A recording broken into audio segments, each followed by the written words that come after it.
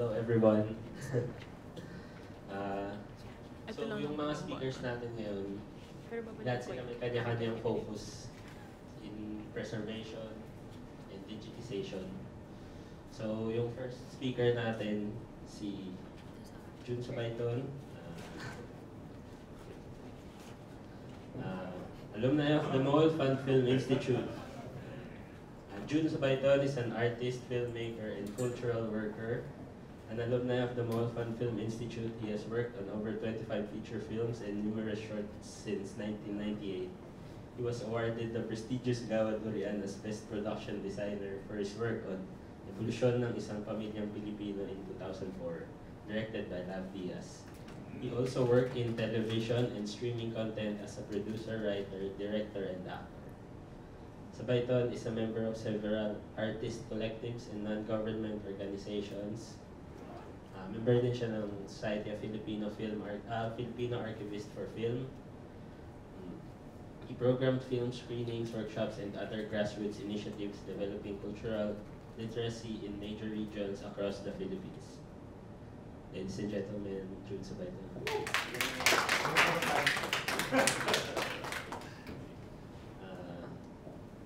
Yung next speaker natin, si Julie Nialega. Julie Nialega is a journalist turned audiovisual archivist. Throughout the pandemic, she devised plans and strategies to transform Probe Productions Inc., the production company behind the award-winning Probe documentaries, into a viable and financially sustainable enterprise that helps fund the organization's AV archival initiatives. In addition to leading Probe Archives, she has been the board secretary of the Society of Filipino Archivists for Film since 2022, where she has furthered her support for the archives. Julie is also part of the first ever cohort of Masters in Archives and Records Management, or MARM, at the University of the Philippines, Diliman. Became one of the pioneering batch to graduate last July 2024. Julie advocates to raise the level of awareness and appreciation of Filipinos for archives, to help keep up with the race against time to preserve and make AV archives more accessible in the Philippines. Julie created an AV archiving starter kit as part of her MARM capstone project and was awarded as the first ever Best Capstone Project. Julie's deep passion for archiving is driven by her belief that archives are an essential guide for navigating our past and shaping the future. Ladies and gentlemen, Julie Nialega. Patuloy na kayo dito para.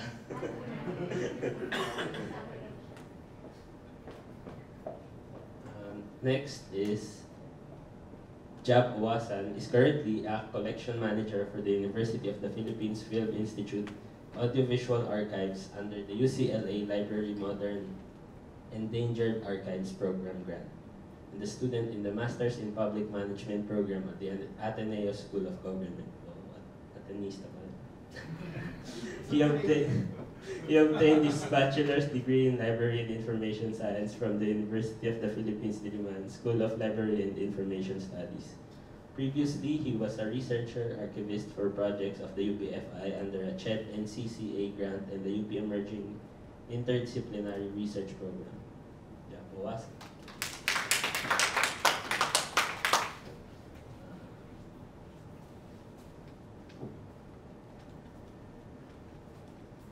Next speaker, Erwin Romulo, is a writer, filmmaker, artist, and curator. Romulo has curated exhibitions in the Philippines and in Europe, focusing mostly on moving image and sound. In 2023, he curated Parallel Histories Moving Image from the Philippines and the United Kingdom at the Metropolitan Museum of Manila, which was in partnership with the British Council, ICA London, and Lux. In line with that project, he presented the experimental documentary Nailed by Filipino artist Angel Velasco Shaw for a satellite screening at the ICA London. Most recently, in August 2024, he co-curated Jump Cut 5, Video Ke Filipinen, a survey of Philippine moving image works at Daad Gallery in Berlin. As a filmmaker, Romulo has won awards as a composer. Notable movies he has worked on includes On the Job, 2013, directed by Eric Mati, and its sequel, On the Job 2, The Missing Ape, 2021, directed by Eric Mati. The Alfred Bauer Prize winner Hele sa Hiwagang Hapis 2016, directed by Lam Diaz. A documentary about survivors of martial law under Ferdinand Marcos, 11,103, 2002, directed by Mike Alcazaren, Janet Ifurong. And an experimental short with Bold Eagle, the 2022, directed by Wami Alcazaren. He was the founding editor-in-chief of Esquire Philippines and served as its EIC from 2011 to 2015. Currently, he's a writer-at-large for online magazine Out of Print. Since 2020, with film critic Philbert Lee, he established and runs the Unconfined Cinema as an arts initiative dedicated to moving image and instigating action presenting cinema in alternative platforms. And lastly, Jix Ancheta is a freelance filmmaker working as a producer, scriptwriter, and director since 2014, with experience at Star Cinema, Viva Films, and Regal Entertainment. He is currently pursuing a master's degree in media studies at the University of the Philippines, Diliman. Previously, he worked on research projects for the University of the Philippines Film Institute under a CHED grant and the Emerging Interdisciplinary Research Program. Jakes now manages audiovisual collections for the UPFI's Modern Endangered Archives program. His research interests include audiovisual archiving, political economy of media, and film historiography. Jakes Ancheta. So, syempre mag-start tayo dun sa pinakaunang format ng video art, which I think is film. So, give it to Jude. Ayan. Kinakabahan ako. Ayan. Ako po si Jericho Rosales. Ayan, ayan. Sige po. Ano ba to? So, kanina, no, pinalabas yung Big Sky Mind satellite, no? So, yan yung isang komunidad noon sa Cubao, no? Meron kaming maliit na art community doon na karamihan ay nagpa-practice din ng mga video art or moving images. So, pinalabas kanina yan. Buti na lang, may nakuha pa tayong copy, pero kahit sobrang baba na ng resolution ay mahalaga pa rin siya, no? So, yun, mamaya pag-uusapan natin mamaya, no, na yung generation namin ay gumagawa lang kami, no, pero minsan hindi namin na-archive. So, na-archive naman siguro individually. So, wait lang, saan na ba yun? Ba't tayo wala dyan?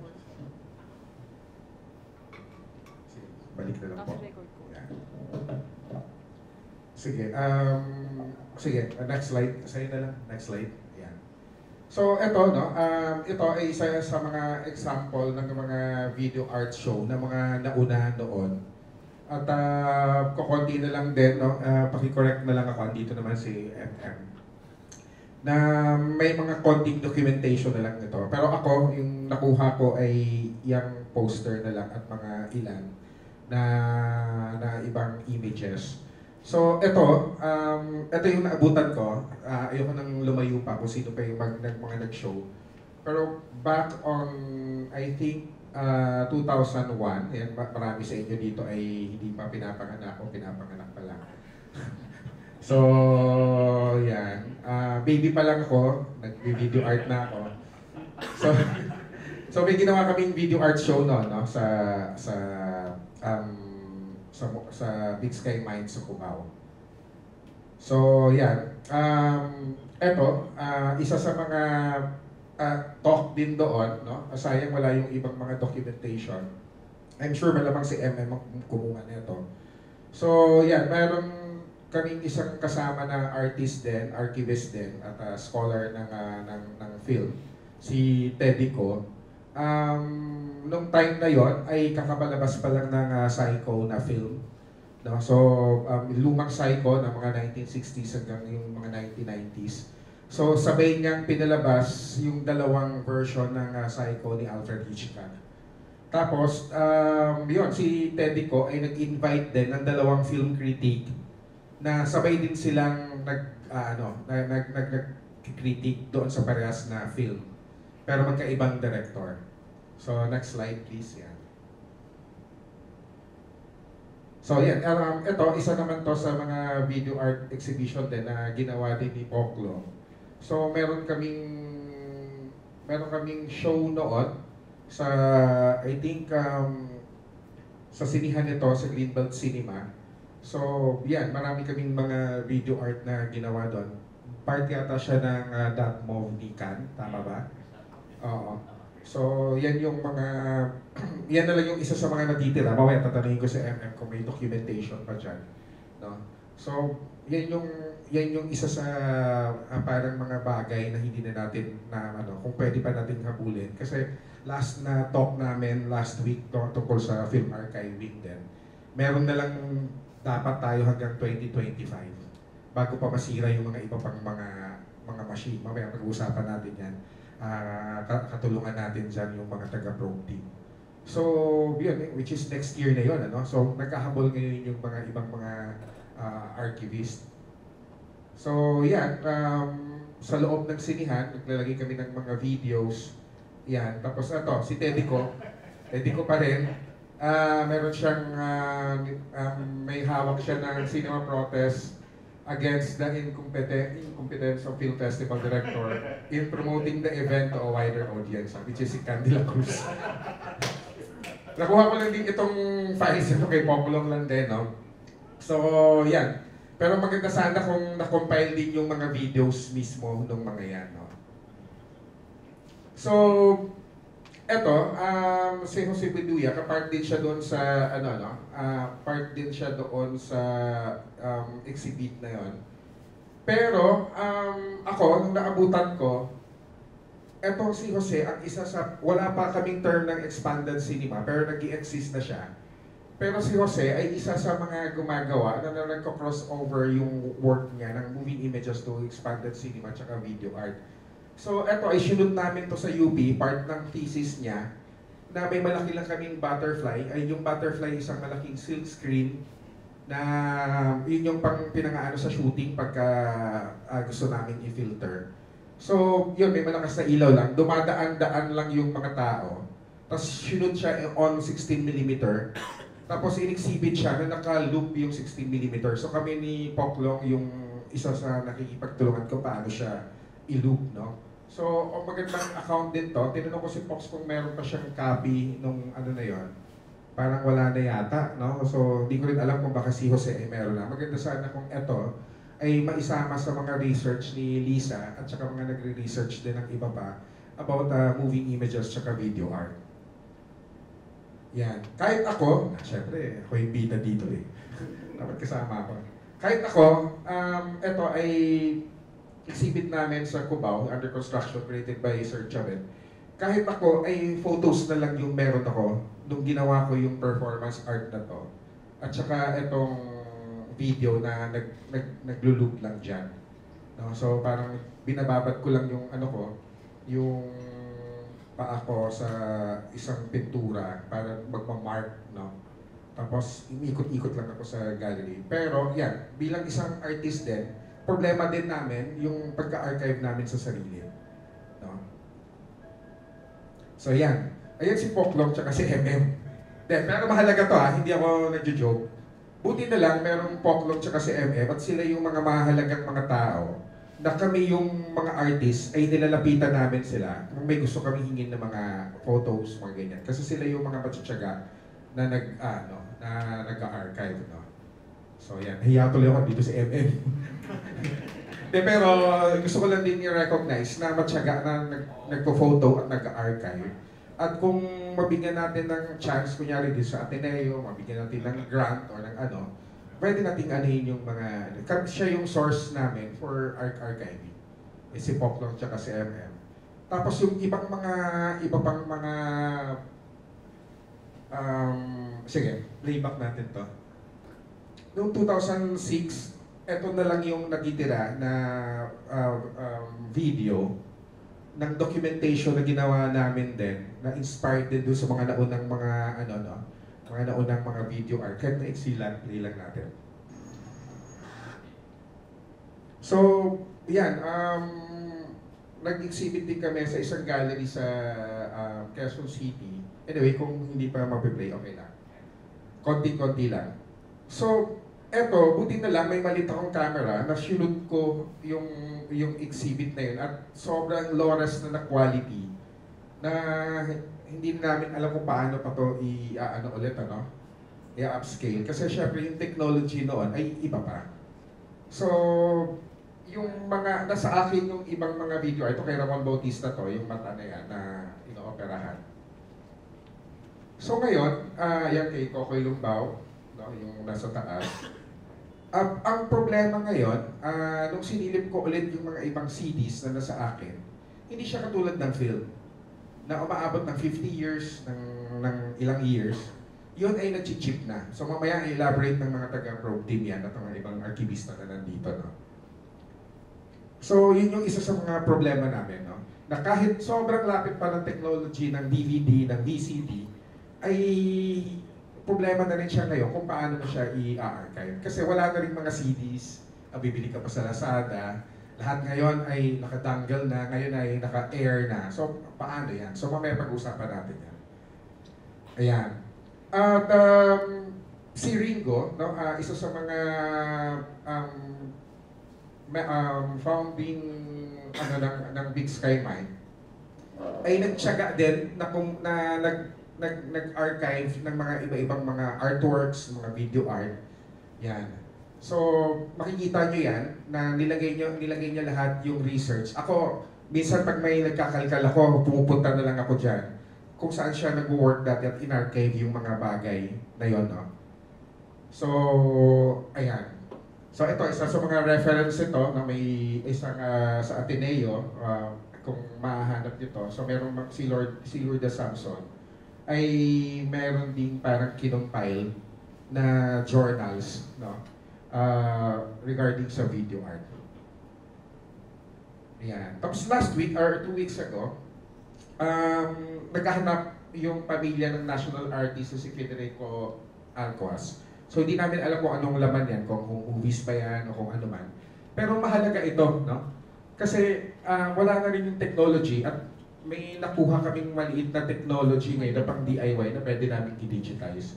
Pero ito ay kasi kung ako lang yung mag-digitize nito, pero okay lang kung amateur lang sana, mga kasal-kasal lang ng 60s or masyadong delikado na rin yung film, no? Super 8 na to. So ito ay isa sa buhay ng mga national artist natin.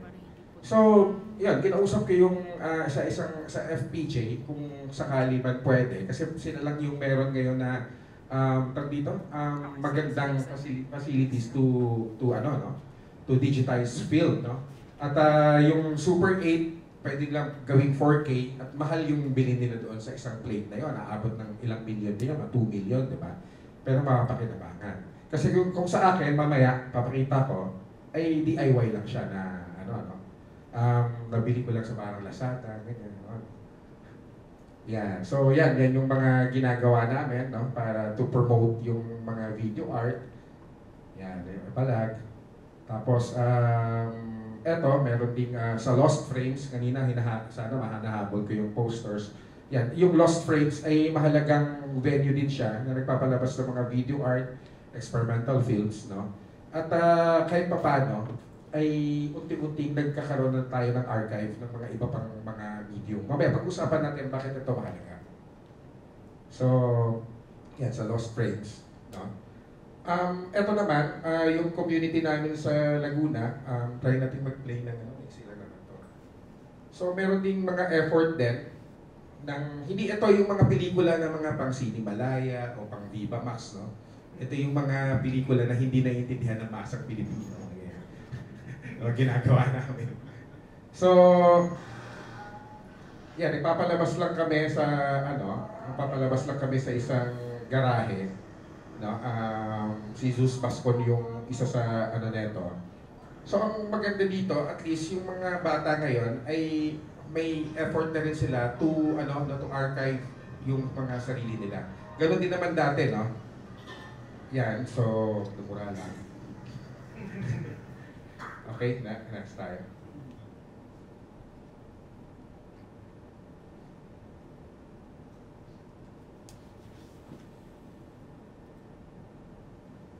Yan. Tapos, yun, last year din, nagkaroon ng forum dito. Archival show din siya. Nagpalabas din kami nagpalabas din kami nila Erwin Romulo ng mga classic na mga Super 8. No? Gustuhin man namin i-project yung mga Super 8, pero hindi na siya pwedeng project kasi masisira na siya eh. No? Pag pre-project mo yan ng paulit-ulit, lalo siya magagasgas. Lalo pa kung meron siyang sound, no? So unti-unti siya. So dinidigitize na lang namin.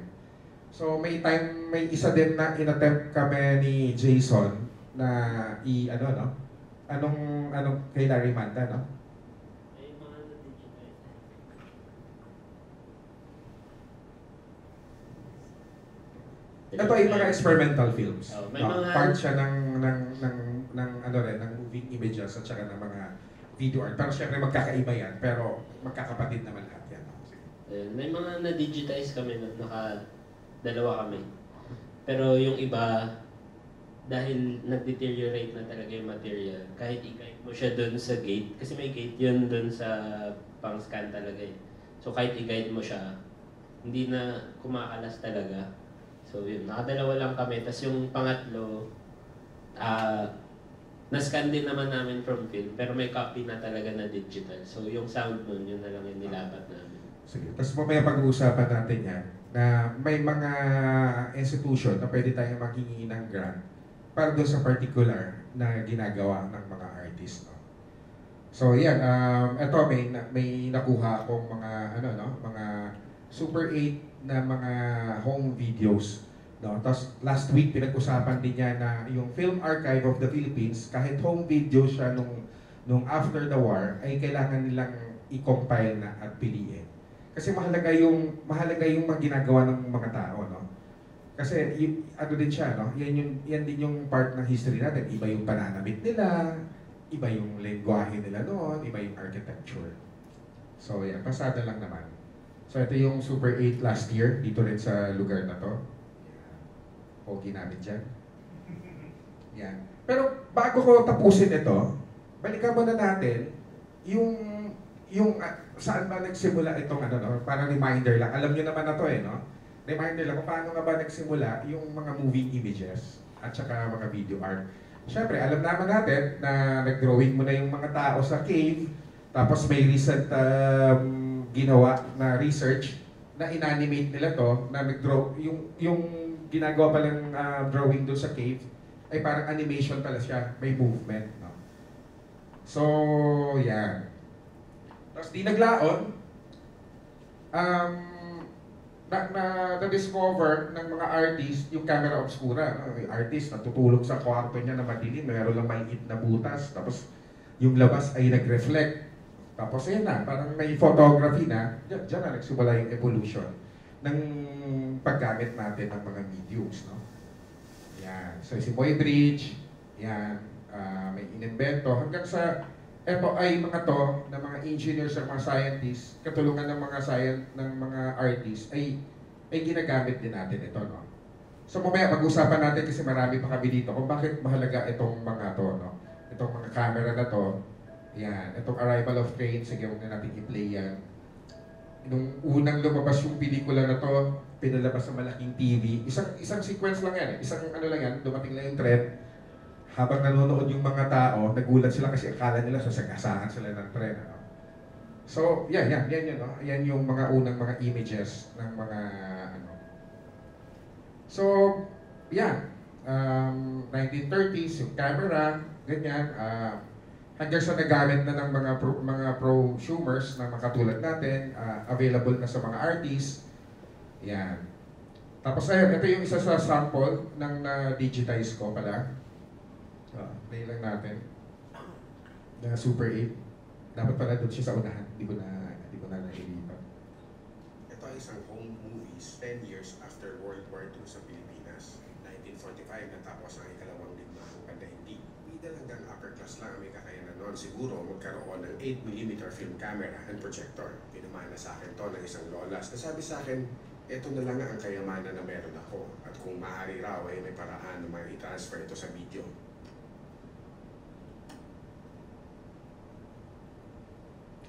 Sabi ko sa kanya, di ko alam kung kaya pa. May Super 8 projector. Ang kaibigan ko, baka yun pwede. Accept kami pero di na tuloy, wala na atang bagong projector. Fast forward 2023, may teknolohiya na ulit para makapture ang mga imahe na ito. Binigyan ako ng tip ng kaibigan at mentor na filmmaker na si Raymond Red kung paano makascore ng film digitizer. Ako nga pala, pasensya na sa mga kasamahan ko sa Pilipinong arkibista para sa pelikula. At hindi ako nakagwantes dahil mahirap ipasok ang pelikula sa digitizer. At ito na nga, nasa harap ko ang 68 years old ng mga imahe ng outing ng pamilya Ramos sa Pansol, Laguna noong 1955. 10 taon matapos ang dalawang digmaang pandaigdig sa Pilipinas. Yan. So, part siya nung evolution ng camera na ginagamit natin, no? Sige. Hintay ko lang yung next slide. Malapit na po ako matapos. Mabagal lang talaga ako magsalita. So, yun, dumating na yung video format, no? Nagkaroon na ng revolusyon sa paggawa ng mga kwento. So, parte na dyan yung mga artists. Gumagawa sila ng mga experimental films. Gumagawa sila ng mga documentary, no? So, ayan, yung mga tapes na yan, no? So, pagkatapos niyan, fast forward, unti-unti nang nawala itong mga video na to. At ngayon, ay nahihirapan na rin tayo i-access, no? Yung iba sa atin. No? Kasi yung VHS, Betamax, Mini DV, at iba pang sound, ay wala na yung technology na yan. Unless bibili ka sa Facebook Marketplace, tapos minsan pag isang beses mo lang magagamit, nakailang beses na akong bumili ng camera para mag-digitize pero nasisira din, no? So yun yung inahabol namin ngayon sa pag-archive, no? Hanggang sa dumating yung cellular phone. So ginamit din to ng mga artists, no? From camera obscura, napunta na tayo dito sa sa cellphone, no? Yan.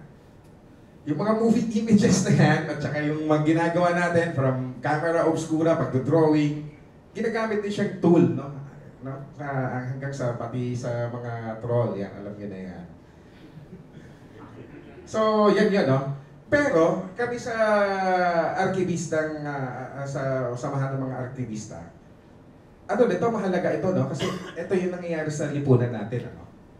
So, kahit Spirikitik Walastik yan, o Elvis and James, o yung mga video art ng nila Kidlat Tahimik, o yung mga, mga naghahagis ng bato na video art, ay yan ay mahalaga.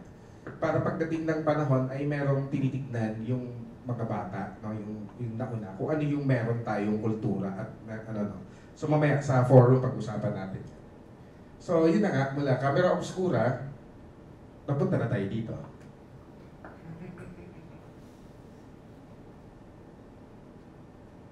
Yan.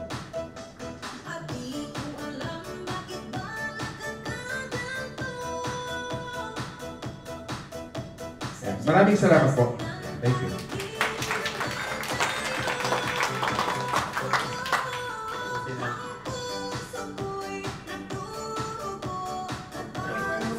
Tapusin lang natin. After ng film, syempre doon na tayo sa 80s, 90s mode of video art. Magnetic tapes. So, si Julie, kakasabi lang kanina, tinransform niya yung collection ng Probe Archives. Dinigitize nila, ginamit nila para maging sustainable yung production. So, Julie, take over. Magandang hapon po sa inyong lahat at salamat po sa pagpunta. Sa hapon na ito, no, alam ko medyo baka yung iba sa inyo malaya. But thank you so much as well for Arete for inviting me to become part of this Ateneo Art Gallery for this event. So when Arvin asked me to become part of this talk, sabi ko, video art,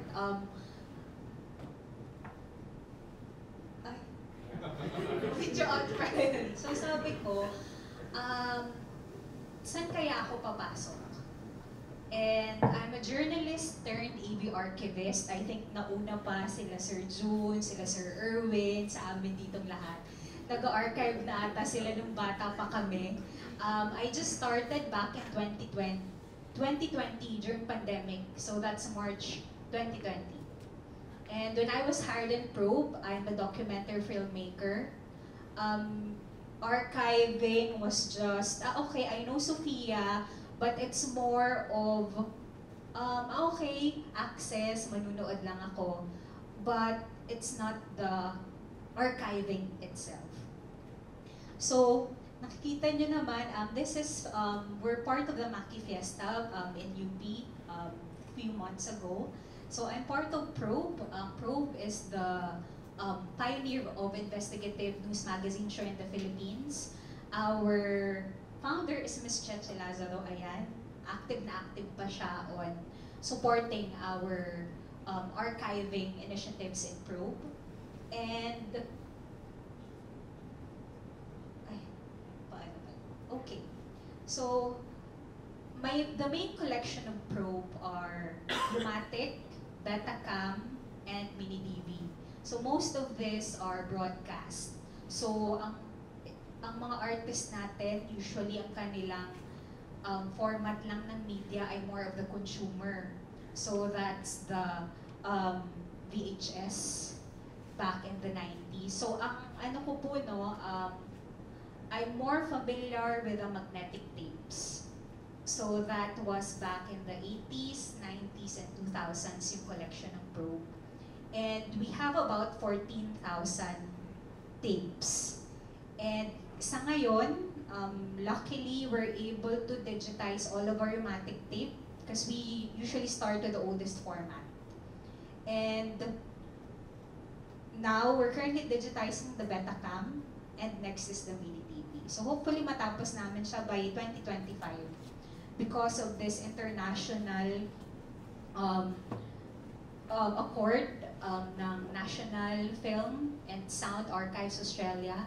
Sabi nila by 2025, if hindi pa natin na-digitize yung mga magnetic tapes lang po kasi films, maswerte tayo kasi cinema is, well, very much alive. And may mga scanner pa na pwedeng mag-scan itong mga film na to. So, very matibay ang film. Kaya diba yung 60s na film ni Sir Jun na na-digitize niya pa. But for magnetic tape, since obsolete na yung mga Umatic players, so hindi po makakapag-digitize ng, eto may dala-dala pa ako dito, ng Betacam, Mini-DV, Umatic kung wala ng player.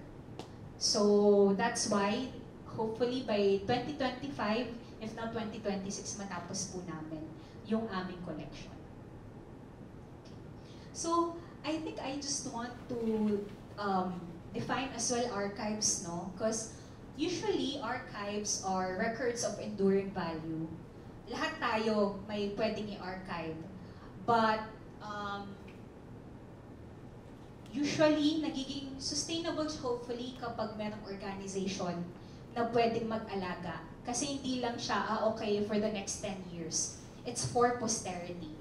Kaya usually nga, di ba, dapat sana merong state audiovisual archives ng Philippines. But now, it's still under FTCP and anytime kung walang budget, hindi pwedeng matutukan.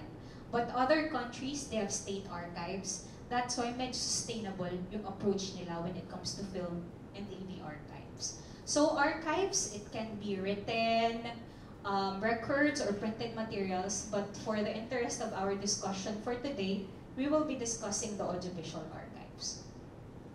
So again, enduring value, no, hindi lang natin siya itatago for now. It's for the future. Kasi sabi nga natin, it can shape our history and magagamit siya ng ating future generation.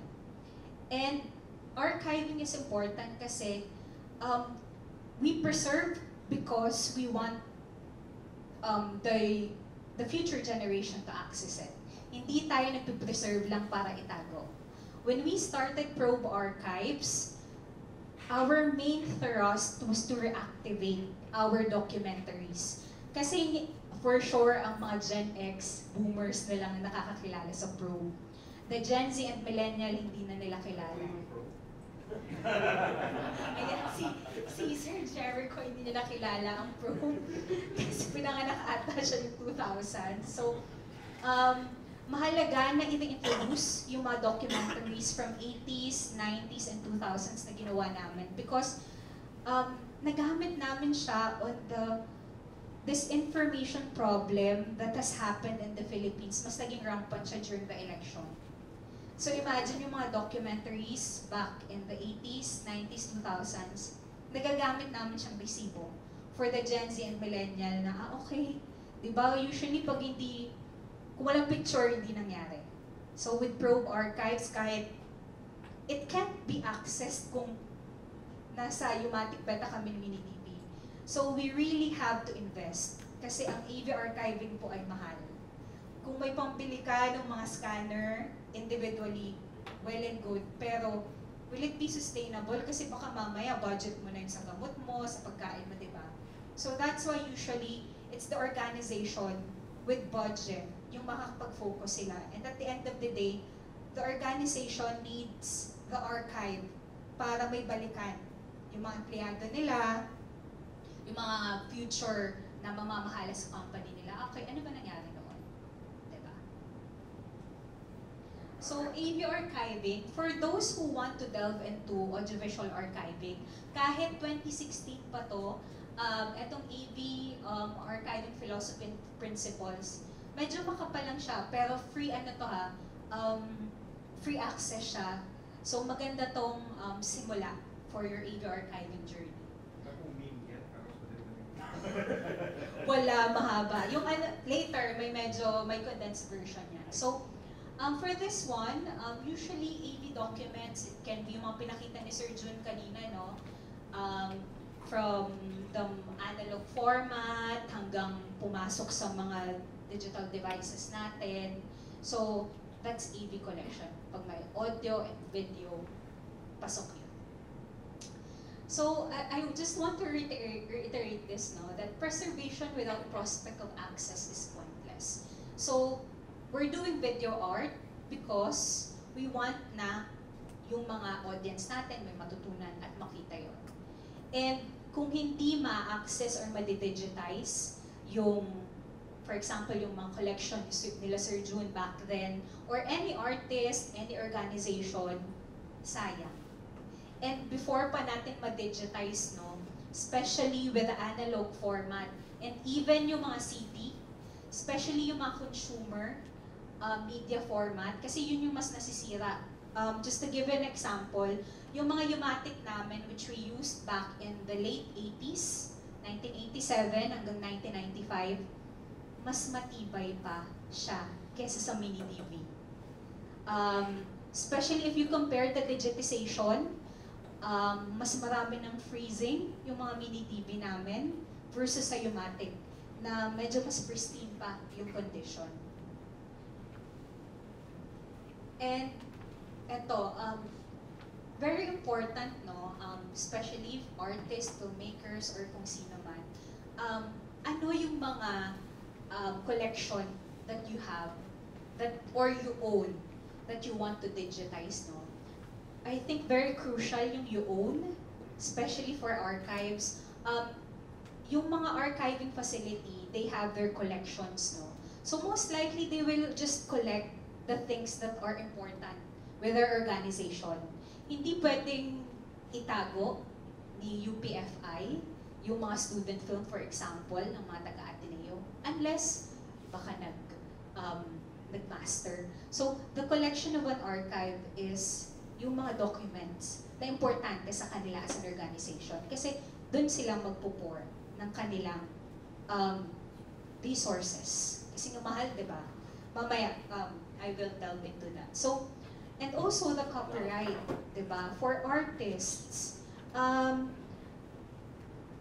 when I was working in ABS-CBN, if it's, when we're doing it back then, it's easy, just put courtesy. Diba? But now, there's a due diligence na magpaalam. Kasi lalo pa kung, for example, no, may nakita kang mini-DV sa bahay nyo, but you're not sure that it's yours. I-digitize mo ba? Gagamitin mo ba with your own art? I think may due diligence tayo na i-research mo na kanino kaya to? Sa family ko ba to? Sa akin ba to? Kasi if you use it in your art and hindi ka nagpaalam, the tendency is that, diba, plagiarism. or in any case, pwedeng naggumastos ka na with your art and hindi pala sa'yo yung, ano, diba, yung ginamit mong collection. So, we start with, okay, yung collection na gusto ko maging accessible is sa akin. Or kung hindi sa akin, nagpaalam ako dun sa mga taong yun.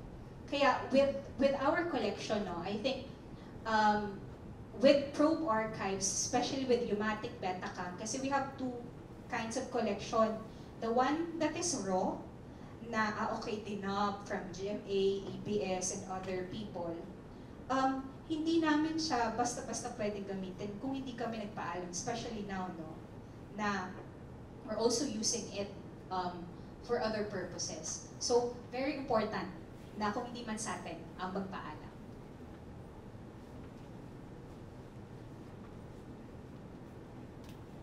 Okay. So for this afternoon, i-condense ko lang, no? How to make your EV collection accessible before, during, and after digitization. Before you digitize, you must know, okay, ano ba tong hawak kong collection? Diba? Kasi if hindi mo na yung naabutan, ako, I was born in 1991. So, hindi ko na naabutan yung Umatic. Ngayon ko lang yan nakita nung naging part ako ng Probe na Betacam. But Mini DV naabutan ko back in 2010. Nakagamit pa ako. So, yung mga collection na hindi kayo sure kung ano, well, it's just one Google away, may reverse image search, di ba? For sure, pwedeng makatulong yun. So, know first, ano yung hawak ng collection. So that sa mga next step, ay mas madali nyong mapoprocess yung collection nyo. So one site na pwede kong pwede nyong i-visit is knowyourcarrier.com. So may mga iba-iba sila dyang kinds of EV materials na pwede nyong puntahan. And before digitization, we need to process our collection. Process means you can do an initial inventory. Okay, since alam mo na kung ano yung collection mo, kung ano yung format, you can easily just search na. May mga template na available online. You can search for the initial inventory. If you're just starting, okay, ilang pirasong tape ang meron ako? Anong kind of magnetic or AV collection ang meron ako? Ano yung physical condition niya? Kasi makikita mo naman usually may mold na ba, basa ba, may amoy ba yung tape or yung film. So it helps na ma-assess mo yung condition kasi worth digitizing pa ba to? Diba? And sa initial inventory, may mga metadata kayong makukuha. May pangalan ba ng family ko dito? Kasi ang hirap ma-access ng isang film or analog without digitizing it. So what we can do is just the initial assessment na what we can see. Diba? So at least yun muna. And appraisal, meaning may value ba para sa akin yung collection na to? May value ba na i-digitize ko to? Kasi baka mamaya, okay, hindi ko na. Pero yun nga, hindi natin malalaman din. Parang, ano siya egg and chicken, di ba? Hindi ako sure kung anong laman. Pero, magagamit ko ba o hindi? So, it's a decision to make kasi may cost ang digitization, no? So, if hindi ka sure, maraming ways, but it's just up to you, depending on the resources that you have. Resources, hindi lang siya pera, no? Maybe may kilala kang tulad ni Sir Jude, may nabili siya, di ba? Pwede kang makisuyo. Or, usually, ang Philippine Film Archive, may home movie day na nagpapadigitize sila for free ng mga VHS and other analog or magnetic tape, pwede yon. Or baka may friend ka lang na close kayo at pwede magpahiram ng kanyang resources for you. And kapag nagawa mo na yung first step, pwede rin mag-research on how to tackle your digitization project. So, first is you can hire professionals. Kasi especially yung sabi ni Sir Jun kanina, di ba? Kung fragile na yung material, pero hindi ka sure kung anong gagawin mo.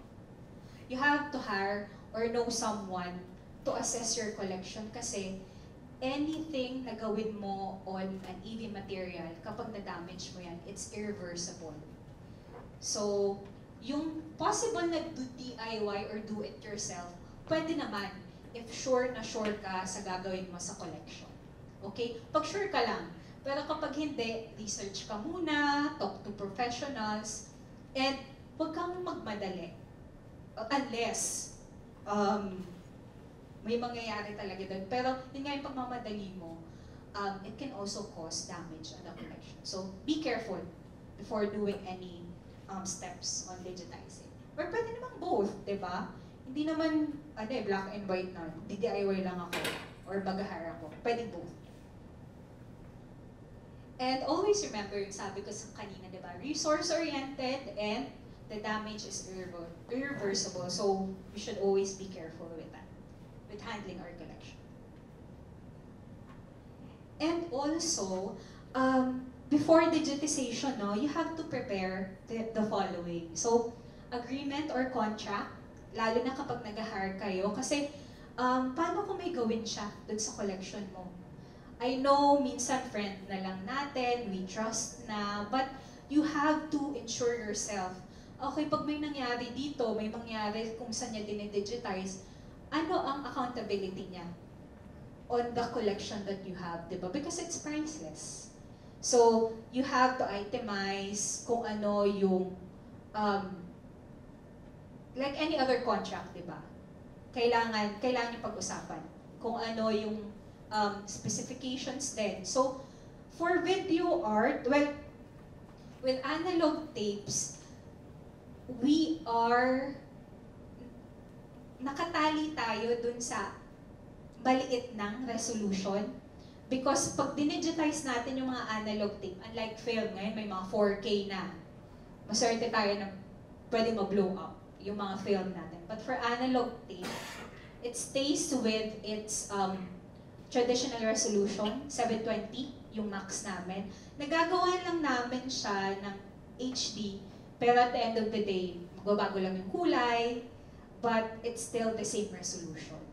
So nakatali tayo dun sa old resolution niya back then, which is 720p.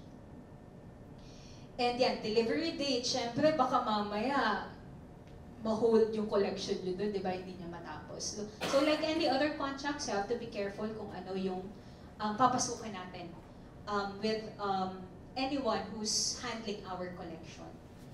And especially others na pwede mong i-research, later matatakal naman yung funding, no? So, before digitization, dapat prepare din kayo with the cost. And pwede nyo rin ma-budget yun before doing the digitization. Okay. So for the digitization, I will be discussing what we've done with Probe Archives. And eto, in-add ko lang dyan, yan yung do-it-yourself ng Kodak. I think, parang same to dun sa nabili ni Sir June, na nakita ko. And then, just to give you an idea kung ano yung itsura ng mga digitize namin, can we play part of the Probe Archives reel?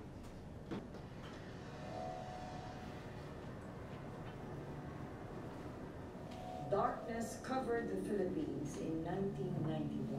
Langit at lupa ang bumagsak sa amin dito sa Zambales. We have to maintain the integrity of the truth. So there's a mysticism in these groups. This group is a cult because they are not like us. The 90s. Believe me, no other time in history washes over us with this gratifying sense of nostalgia more than this one. Ano basically nun? Basta hindi mo tinanggap ang kanilang kontribusyon? Hindi ako bumili. I am very good for the opposite, but I will not be good. We cannot seize the present and claim the future if we do not have basic awareness of what happened in the past. Working Bank has acquitted Hubert Jeffrey P. Webb. Wala na katarungan din sa ating bansa. Ito lang ang paraan upang mapanatiling tunay ang demokrasya sa ating bayan at hindi lang panlilinlang ng mga nakaupo sa kapangyarihan. Sa kasaysayan ng Pilipinas, paulit-ulit lang ang pangako ng mga politiko.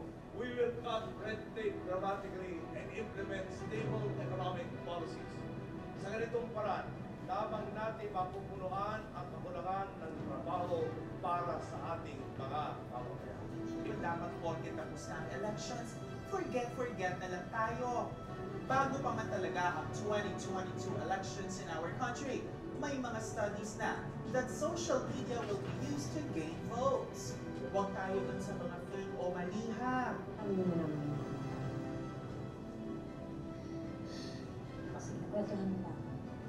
Carmi used to be Ed. She was a male singer until she underwent surgery a year ago. She now works as a choreographer and fashion model in Japan. I like to be a mirror of the society. That's why most of my songs here speak about truths.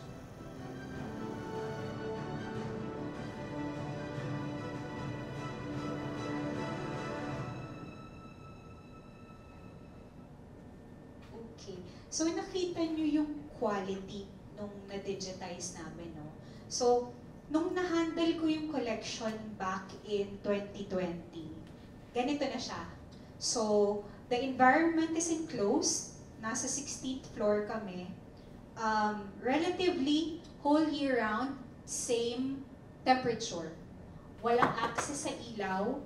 And imagine, from 1987 up until 2020, yung mga Umatic, Betacam, and Mini DV, maayos pa yung condition. So, even if Probe wasn't able to digitize their collection back in 2010s, maayos pa rin. Kasi, for others na wala pang resources, basta maayos yung condition ng storage, pwede pa. No? Pero we can only, kasi ang hirap pag wala ng player. So, balanse din sa pag-aantay. So, ayan, yan yung mga tapes na may dala-dala din ako dito. Pwede nyo makita later if wala pa, hindi nyo pa nakita yung mga analog tapes before. And we also have the Born Digital files, which we already are using hard drive since 2009. So, isa rin yun, no?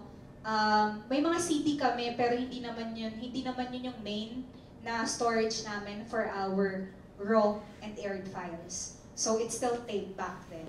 And just sidebar lang, nag-dub or nag-copy din sila ng mga Umatic tape from 1987 to Mini DV. Because back then, okay, hindi pa kami makapag-digitize.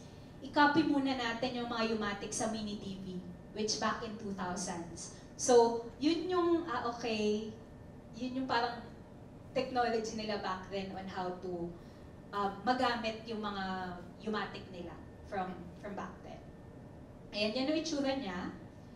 And then, may mga, kami, no, ayan, nakita nyo vertical, yung storage. Vertical siya, hindi siya dapat ganito. For ano lang to for presentation. Kasi, imagine yung pinakababa, masistress sa bigat ng tape, kaya dapat vertical siya. And kung meron kayo ng mga metal cabinet, better, kasi itong compactor ang tawag dyan. So, safe, space saver. No? Kasi maliit lang to, ano lang kami, mga ganito lang siguro yung archive namin. So, ayan, vertical lagi And then, ayan ang itsura niya. And this is our digitization bay. So, nag-upgrade na siya ngayon. Medyo iba na itsura niya kasi may assistant archivist na rin naman ako. So, we still have the Umatic, isang player. We have to outsource our Umatic tape kasi ayaw namin masira yung Umatic tape namin.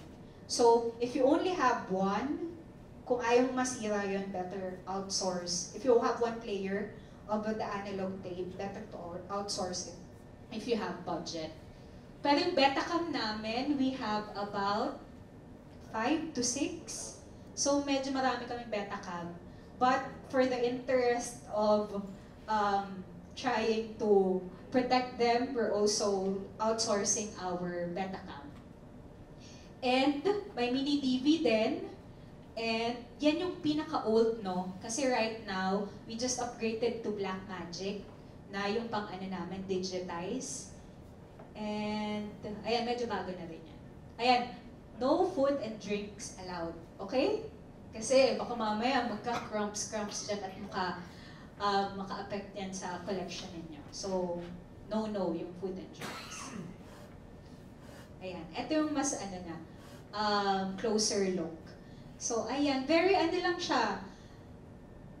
This is just a basic setup, but I think since 2010 hanggang last year, this is working for us. So, mini TV player, nakapatch yung Umatic, Betacam, kasi yun yung may audio source. And then may switcher lang kami dyan. And then old Mac pa nga to. Hindi lang namin siya ma-let go noon kasi nakapatch pa kami sa Final Cut. But yun nga, upgrade namin is next ay Blackmagic. And ayun no, so maswerte kami na natago namin kasi back in the days, Probe is also editing its documentaries. So yung mga tape na yan, ay yung mga machine na yan, meron pa kami, no? And yun nga, ang plano namin 2025 or 2026 if the budget permits, na matapos namin yung digitization. And after digitization, so nandito na rin kami, no? And for those who are going to digitize their collection, quality check. Kasi baka mama yung dineliver sa inyong digitized materials, yung specs, hindi yun yung gusto nyo. So, quality check, kasi dalawa din yan eh. Kasi baka sabihin sa inyo, yun na yung ano nung tape mo eh. Ano magagawa natin? So, pwede ka rin magpatulong talaga with those who you trust and professional for that matter. So kami, since meron kaming, for example, no, just a scenario, may mga na-digitize back in 2018 na wala pa ako. And they started with 500 tapes. Yun yung na-digitize nila before. Pero since meron pa kaming player, okay, may nakita akong chismis dun sa dinigitize before. Can you check yung physical tape natin? Kung ganun siya. Para alam natin na, okay, may chismis. Kung may chismis yung tape mo ngayon, possible na yung dinigitize na ganun din. Diba? So, you will know the difference. And yung disposal, no? Disposal, it doesn't mean na dispose, itapon. Kasi kami, other countries, na-digitize na nila eh. Wala nang ano sa kanila yun, especially for analog. For film, ibang usapan yan. Kasi film na yun, marami pang scanner, no? But for analog tapes, others are disposing, literal, sinisira, tinatapon. But for us, for our collection, after digitization, it stays in Probe Archives pa rin. Kasi wala naman kaming problema sa space. But maybe for others, for other organization, depending on their policies, nasa sa kanila na yun. But for us, we want to keep it. Okay? And yun nga, hindi naman ako pwede makaalam sa decision niyo with your collection, but it can either be personal or depending on the organization. So to keep or not to keep, depende na sa inyo yun. And later, matatakal naman na digital preservation kasi archiving or audiovisual archiving doesn't end with digitization. It's just, okay, first step lang yun na, okay, na-access ko na, nakita ko na. But, it's just your first copy. For us, okay, nasa hard drive muna siya. But we still have to process it. Okay, not kasi may ethical ano rin yan eh. May ethical implication. Hanggang saan lang yung pwede kong gawin. For us, we're still trying to devise workflow. Hindi naman, kasi iba rin yung film. I can speak for the film. But for us, when we were activating our documentaries into another series, we keep it in its original color as much as possible. Walang masyadong alteration. Kasi at the end of the day, if it's just for the aesthetic, fine. Pero if it won't make any parang change naman sa narrative, why do it, pampaano lang siya. So, digital preservation for us, magka-quality check muna kami, and then we will decide ano gagawin namin dun sa master or archival copy. Kasi right now, we have the digitized copy and access copy. So yun muna. And for after quality check, it will be the archival copy. And kung ano yung gagawin ninyo with your collection, depende pa rin siya sa resources ninyo. Kasi imagine, after digitization, before digitization, meron ba akong hard drive? Mahal din ang hard drive, ha? For U-matic tape, 1 hour is about 60 gig. 60 gig, ilang tape ang i-digitize nyo. So, just do the math, no? So, also, the budget is very important on EV archiving. So, yun, storage. So, after hard drive, what's next? So, dun papasok ang digital preservation, which is marami ring nitty-gritty kasi, the authenticity, basta marami pa siya. And later, for sure, may discussion. And, ayun, it's a continuous improvement kasi baka mamaya may technology na makaka-answer nung ating problem right now. Especially with AI, which is we're still trying to navigate right now. Pero with AI, just wait muna kasi medyo mahal pa. Yung iba, transcription, facial recognition, and so on. But wait lang tayo kasi for sure, mas mumura pa yan. Research, network, and connect.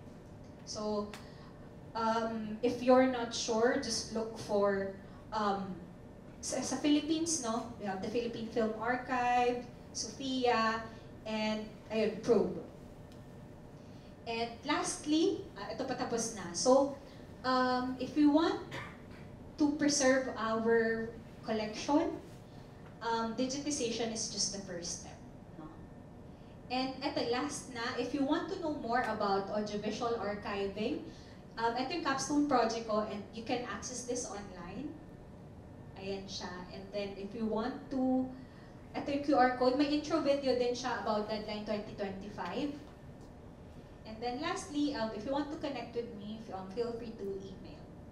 And ayun, thank you so much, Sana, for questions later na. Thank you. Pag-usapan natin yung sinabi ni Julie yung sa digital preservation. Kasi pag na-digitize mo yan, may way na maging obsolete yung file types. So yan. Yep. Hi. Kasing pa ba yan? So, I'm Jack. I'm here to talk about digital preservation.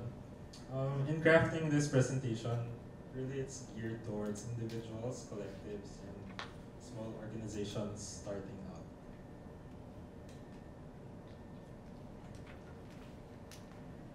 So, brief overview of what we'll be talking about today. What is digital preservation? When does it start?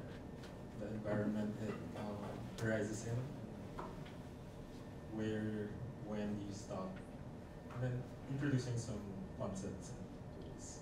Hopefully it's appropriate for you guys and then for anyone who's watching at home. So what is digital preservation? So this is something that encompasses all activities related to keeping digitized and born digital materials and their information's authenticity, integrity, and accessibility. So meron tayong a few key terms to take note of with regards to digital preservation. Ang una is digitized. So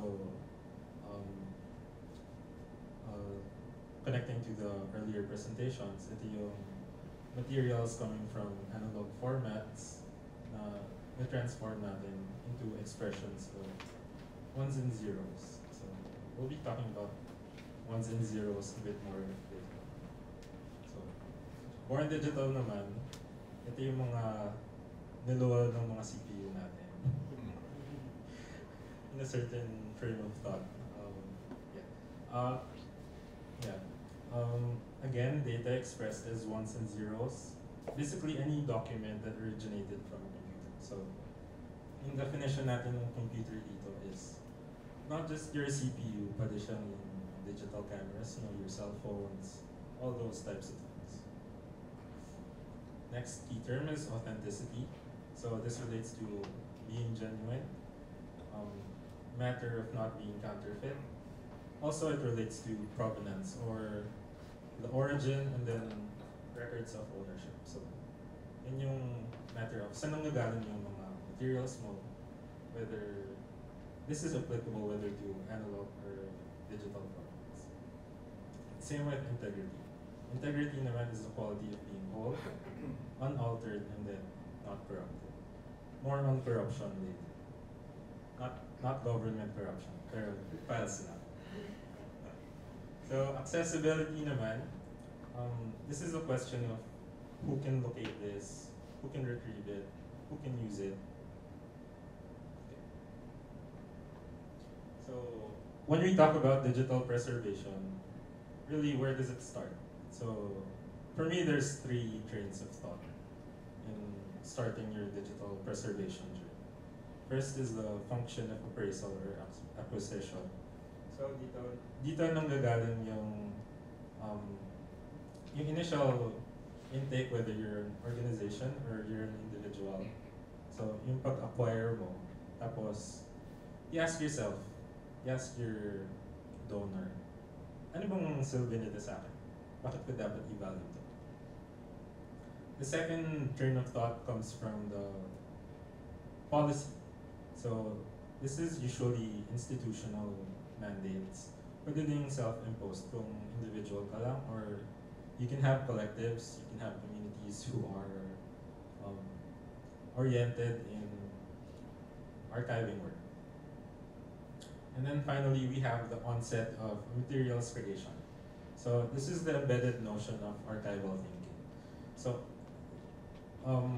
this third one is really for people who are involved in creating the materials themselves. So isipin mo na agad, may silbi ba to for me, for people of the next generation, or kahit simply days or months ahead? Kailangan ko ba itong i-keep? And not just keep, do I need to make this accessible to further people?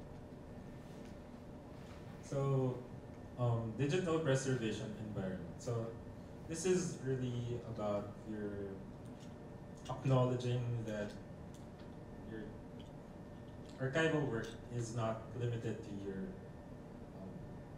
small spaces. So it's not just about your shelves, it's not just about your CPUs, your hard drives. It's a matter of socio-economics at play. So kailangan mo i-acknowledge yung sustainability of the material, having infrastructure, having people and connections that really want to support what you're doing. So under digital preservation, Benedict Olgado talks about 3 things mostly. So sort of reappropriated ito for, again, individuals or collectives starting out. So first we have the value proposition, and then we have trade-offs and opportunity cost. And finally, we have to really ask who should be responsible for our digital preservation. The third part, medyo na pag-usapan na. So we'll be continuing on from that. So value proposition. Why even bother? So this really comes into question connecting to your acquisition and appraisal. So you have to ask, ano ba tong bagay na to? So in video art, di ba? It's not just the final product itself na kailangan natin i-pursue. You have to ask kung kailangan ba yung formative materials, such as if you have images, scripts, all those other things. May silbi ba sila para i-archive natin? The next question is, when does ephemera become archival? So this is all about the notion of secondary value, usefulness or significance beyond an item's original use case. So, as we know, when we have exhibits, generally may certain period of time tayo para makita sila. So, we have to ask further, pag in-archive natin to, will we be able to make use of it again? Will we be able to exhibit it again? Does it have the capacity, or do we have the capacity to make it accessible in a transformed way, such as when we digitize? Trade-offs and opportunity costs. This is the decision to make, knowing that your resources are always limited. Hindi tayo sagana sa time, effort, and money. We know that. That's something that all archivists would always have at the back of their heads. Ano dapat yung priority? What kind of information should we be making accessible? And specifically for film works, moving image works, oftentimes hindi tayo nagkakaroon ng opportunity for playback right away. So, pag nag-start tayo, di ba? Pag yung, kunwari yung magnetic tapes mo, hindi mo ma-view agad. Paano mo ma-decide kung magpapatuloy ka dun sa preservation work na gusto mong gawin? So, that's why we will tackle metadata later on. So, again, matter of incentives, matter of questions of time, effort, and monetary costs. And then questions of para kanino? Is this for yourself? Is this for your institution? Is this for your community? Is it serving a certain sector of people? The third question is, who should be responsible? So, as individuals, as collectives, we recognize the certain desires tayo to preserve and keep accessible these various materials. Pero, meron ka bang karapatan talaga para gawin yun? Sino ka ba in relation to those materials? So you have to ask, did you create the work? Do you have rights regarding the work? So, itong two initial questions really function whether is it your work? Has it been donated? Meron bang bequeathment? Whether to yourself or to an institution you're a part of. The following questions naman are with regards to your capabilities as someone doing preservation and conservation work. Can you be tasked with doing that? Can you be tasked with doing the work further from that? Because as we acknowledged earlier on, hindi natatapos yung archival work with just digitization, making it accessible. You have to be an advocate for the work.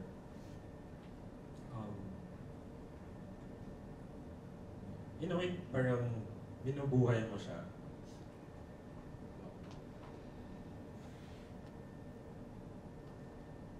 And then we come to the concepts and tools part of the presentation. Ito naman, if you're sort of new to digital preservation, sana may mapulot kayo. If not, medyo refresher course na lang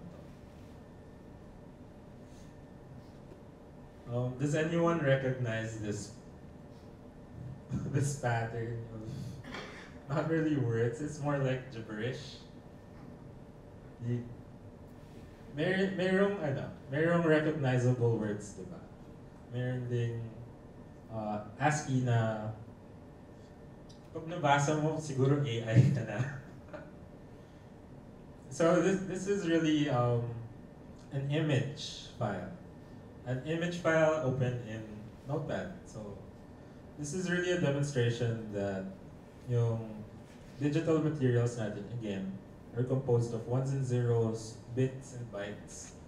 It's not necessarily format dependent na kung may specific format ka, dun mo lang mabubuksan sa isang specific type of program.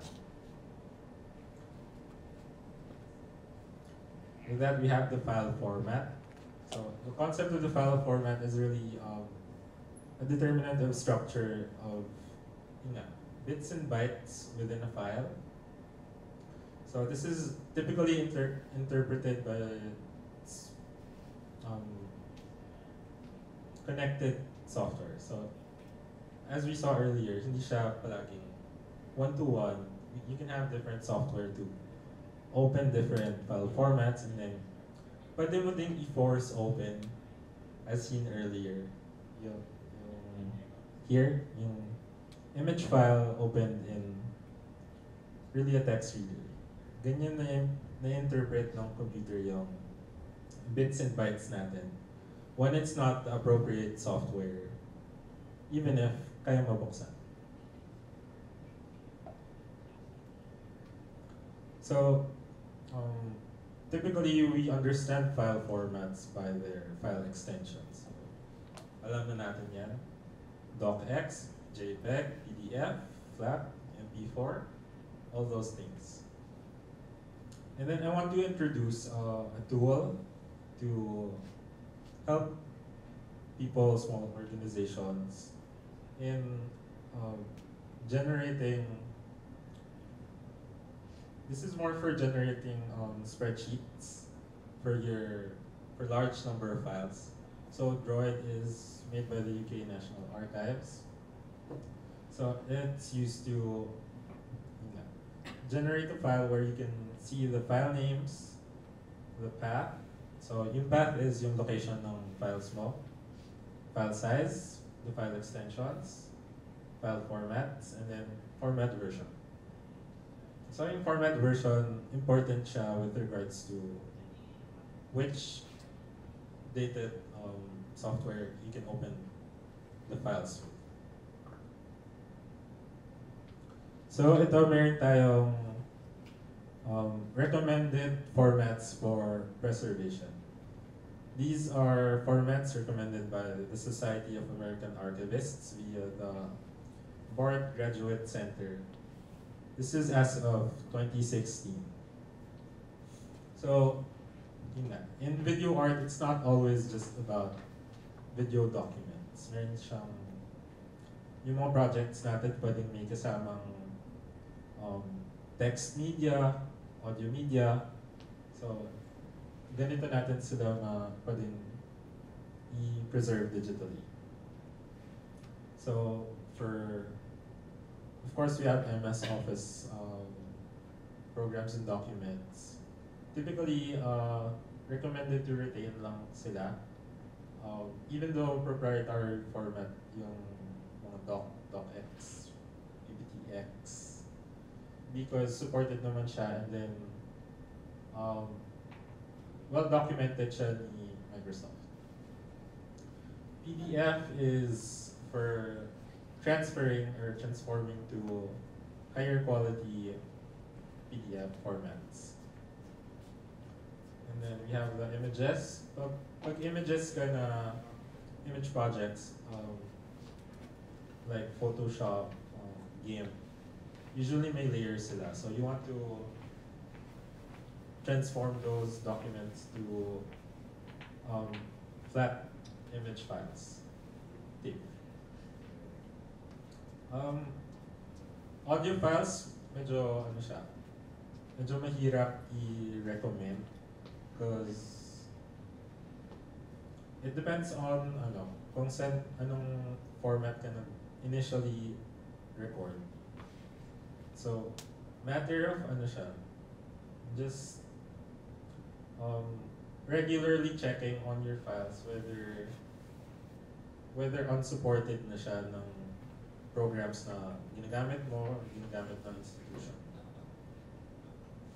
Same with video files, but for video files, pwedeng ma-recommend yung pag-obsolete na yung file format na initial, we have MKV, Matryoshka. So, I think nabanggit din yung camera raw files earlier. So, ito, matter of proprietary file formats, file extensions with it. So, TIFF for images.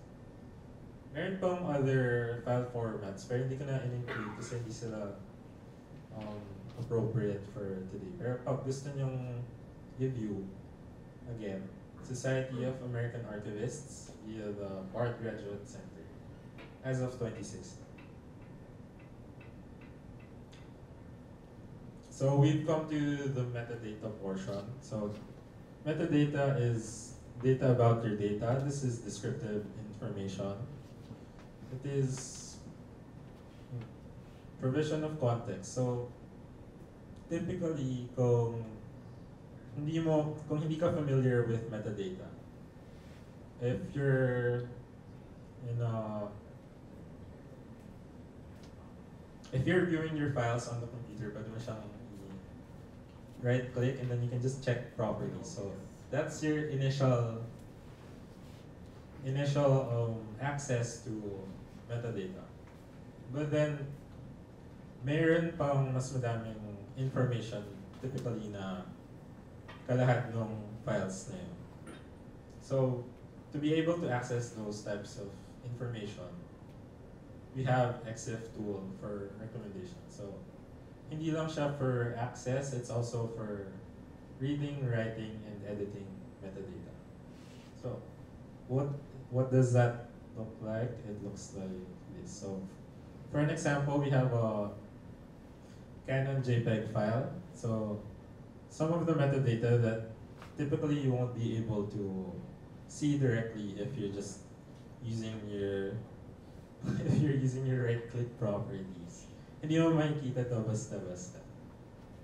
So yun yung some of the things that we can see with the EXIF tool.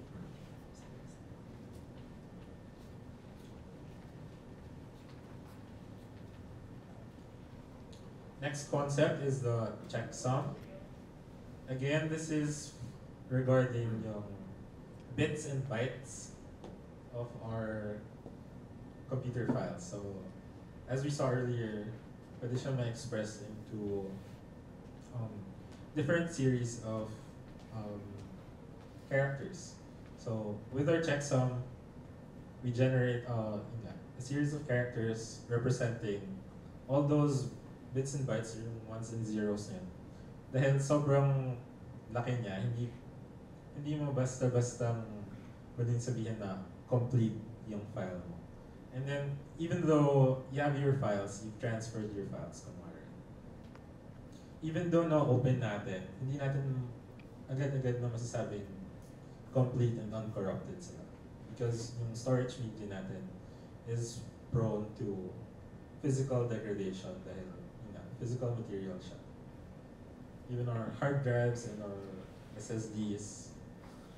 So, may tools sana akong ibibigay, pero the reality of the situation is, hindi palaging open and free yung tools natin. So, for example, this one, recently lang siya naging subscription-based. So, in lieu of that, meron tayong certain things that we can do for example, for individual files, we can generate checksums just by opening your command prompt, and then you can have this script na pwede nyo copy. So, sa command prompt, pwede ka mag-generate gamit ng CD, and then you find your file path. Yung file path na pwede may copy sa dun sa taas ng file folder mo. And then, also if you're having trouble finding the exact file, pwede ka mag-repeatedly mag-tab until you find the file name that you want. And then you generate the checksum using this. So, final concept for today is the 3-2-1 backup rule. I think everyone should really be familiar with this already. Kung hindi pa, saan pa to ka ng tatalo, di ba? So, 3 copies, 2 different storage media, and 1 offsite copy. So, the tool to recommend regarding this is your open source digital preservation systems, or another name for digital asset management systems. So this is DSpace, ArchiveSpace, and Archivematica. So, yung DAMS ito, Digital Asset Management Systems, it's not really for individuals. It's more for larger or starting institutions. It's used to keep and store metadata mostly about your files. And then if you're going to remember something from me today, it should be to ask the question, what do you have and what are you capable of? Yun lang naman talaga yung nagpo-boil down na 2 things with regards to digital preservation. Thank you.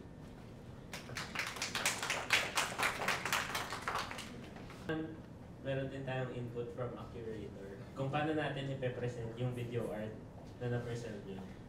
So, yeah. Erwin. Thank you, Jason. So I'll just go through a few shows that I've done with the moving image. Jason invited me here today to show how what the process is for curation of moving image, but I think we can tackle more of those questions maybe if we have Q&A. I'll just give you a background on certain shows that I've done, mostly with Jun Sabayton. So this is Parallel Histories. This happened last year in the Metropolitan Museum of Manila. So it was a project with British Council and Lux, which is they handle a lot of the experimental video from the UK. So we were able to talk to them and get access to archives. Also with Mobile Fund, not officially, but they helped. And so part of the curation was I wanted to show that the Philippines and the UK had works that were working in similar veins in certain periods of time. So I chose like 5 points. So I'll just show you quickly with some. So the name of the show is Parallel Histories.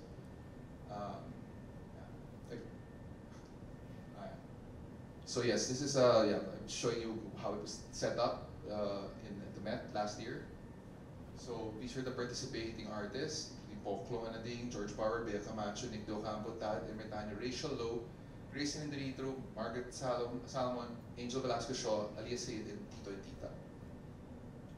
So this is actually a timeline. So actually part of the show also had every year that I chose to feature 2 works side by side, and was 1 British work, 1 Filipino work. I would put the timeline instead of putting curatorial text. I put the timeline of things that happened those years. So because the thesis of the show as well, that these works weren't coming out of a vacuum. So they're part of a bigger world context that was happening at the period. So we started, this is the show, and then this is the first exhibit. So side by side, so I guess one part of it is, I also chose different ways to show each work, reflecting the era they were shot in. So these both films, Fatima's Letter by Alias Sayed and Angel Velasco Shaw's Nailed, both from 1992, were both shot on, Alias Sayed was 16mm. I think pneumatic pa si Angel. So we in the exhibit they were shown side by side, and then we had speakers that would isolate the sound of each, so you could actually hear, if you were in those boxes, you could hear what was in front of you clearly, and then there's a little bleed if you went in the middle. But they're the only works. They were the biggest, largest projected. No, they were projected like as if they were in movie theaters or at least drive-in. So that was definitely the intent. And then we also this is Alias Sayed. These are stills from both. And this is just this is the opener. So Nick Campos let this film serve as a manifesto for new cinema. So this opens the exhibition because it ends. This was made in 1990, not 2013 as it says there. And it actually tells what was going to happen in the exhibition, is the answer to the question, what will happen in the next 10 years for the future of Philippine cinema. So this is the second exhibition set. So this is Rachel Lowe's Letter to an Unknown Person #5 and Paul Clomading's line drawing and both from 1998. So I just want to specifically focus on this because this is the pairing that actually started the show. Because when I was looking for the archive, I had seen the Rachel Lowe work, and basically what you'll see in that work is basically a hand drawing in the back of a vehicle, and she's trying to draw a landscape. So those are the lines that she's trying to draw, and of course the landscape's passing her by, and of course it's always going to be futile because the lines just don't actually draw anything that you can actually recognize. So it's just a bunch of squiggles. Paul Klong's work is basically it's a continuous video of a pencil drawing, non-stop until it finishes. So when I saw the Rachel Lowe work, I remembered I had encountered the line drawing work, and I thought it was the right time. So and I was correct. It was both 1998. Of course, I called the artist Paul Klong and I asked him, "Had you ever seen this other work?" And he said no. So that gave me the impetus to look for other works to pair. And these works, one is from George Barber, and it's and this is other Tad Ermitaño, and they're the only works in the whole exhibit that are on CRTs, cathode ray tube monitors. So again, it's because at the time, 1995, when they were made, that was really still the standard. It wasn't just flat screens. Yeah, this is just a close-up of the two works. And this one is Bea Camacho's, and I forgot the name. No, not that one. Enclosed. And Grace and Dorito. So both films are durational. One is 5 minutes, the other is 11 hours. And they both work with fabric and features enclosure. So they were projected, and then yeah, so enclosed. And almost the same year, 2005 to 2007. And the last one was the only one with the cinema. There were two, they were like playing one after the other. So this is Tito and Tita's class picture from 2012, and I paired it with Margaret Salmon's Gibraltar from 2013. So both are kind of anthropological films. I can discuss later in depth if you really want to know the choice between them, why they were chosen together. And yeah, this is right after we had a little booklet where people could do interactive reactions for the draw a line drawing, the artist is here. Great.